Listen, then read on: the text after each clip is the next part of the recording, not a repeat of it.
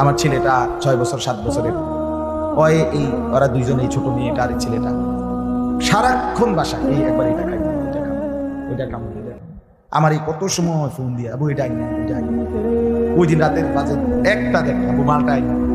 আমি 1 কেজি মালটার জন্য 3 বাজারে গেছি, রাতের বাজে গেছে 1টা 2টা, কোথাও দোকান খোলা নাই। আমি দেখলাম বাসায় আমার ছেলেটাও মেয়েটাও এই ছোট কসম আলু। আমি গেট খুলছি, দরজা আমার জন্য দৌড়ে দাঁড়ায় আছে, ও মালটা আনছি। আমি জড়াই ধরে বললাম, আব্বা কোথাও পাইনি, একটা দোকানও খোলা নেই। মানে আমি তো জানি সকালে আনতে পারবো, ঠিক না, শুধু রাতে আনতে পারি নাই, এটাই আমার কাছে এতটা কষ্ট লাগছে। তো যেই বাবা যেই মা ওই মাসুম বাচ্চাদেরকে আজকে 7 মাস খাবার দিতে পারে না, ওই বাচ্চাটা, ওই বাবার কলিজার কি হাল। এমন পরিণতি যদি আমাদের হয়,